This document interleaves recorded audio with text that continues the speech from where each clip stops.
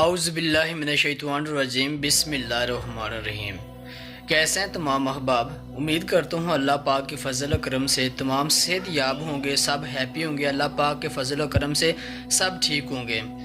اور آج کی میری یہ جو ویڈیو ہے، ایک چھوٹا سا کلپ وہ ہے کرونا وائرس کے حوالے سے۔ جیسا کہ تمام احباب کو بخوبی علم ہے، سب اس بات سے باخبر ہیں کہ کرونا وائرس ایک ایسی وبا ہے، ایک ایسی عالمی وبا ہے کہ جس کا کوئی علاج ابھی تک دریافت نہیں ہوا، اور یہ پاکستان میں بھی آ چکی ہے، پھیل چکی ہے۔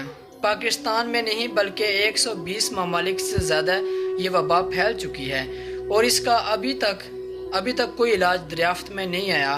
اور سب سے امپورٹنٹ بات تو یہ ہے کہ چائنا میں جن احباب نے دو ڈاکٹر تھے جنہوں نے اس کا علاج تو کیا تحقیق کی تھی جسٹ، اور وہ بھی اس کی لپیٹ میں آ چکے ہیں۔ اور ابھی تک تو مجھے یہ علم تو نہیں ہے کہ وہ زندہ ہیں یا مر گئے ہیں، مگر اس کی لپیٹ میں آئے ہیں۔ تو مجھے افسوس بہت انتہائی افسوس ہے مجھے وہ اس بات پہ کہ میں جب پاکستان کی عوام کو دیکھتا ہوں تو رونا آ جاتا ہے۔ کیوں رونا آتا ہے کہ اتنی بڑی وبا ہے یار، آپ دیکھ نہیں رہے چائنا میں کیا ہوا ہے، اٹلی میں کیا ہوا ہے، اور ایسی اور بھی کنٹریاں، ایران ہے، عراق ہے، اس میں کیا کیا ہوا ہے کسی کو خبر نہیں ہے۔ سب دیکھ کر پھر بھی فنی بناتے ہیں۔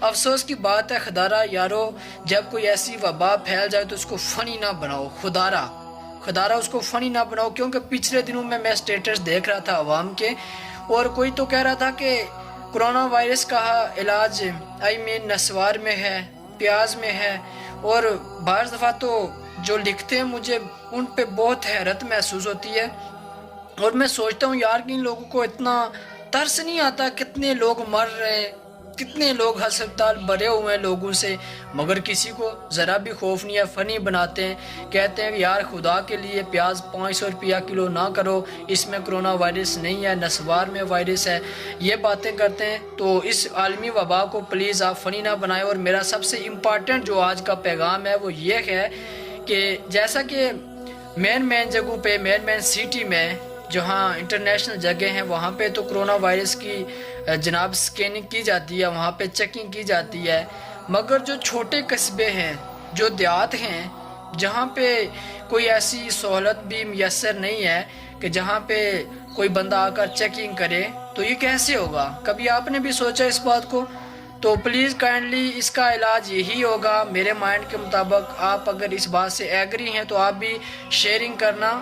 اس کا علاج ایسے ہے کہ آپ ایسا کریں کہ جو پولیو کے قطرے پلانے والی ٹیمیں ہوتی ہیں ان کو اسکین مشینری دی جائے، تاکہ وہ گھر قصبے ٹاؤن میں جا کر چیکنگ کریں، اور جو بندے اس مرض میں مبتلا ہیں ان کو لے جائیں ہسپتال میں اور ان کا علاج کریں۔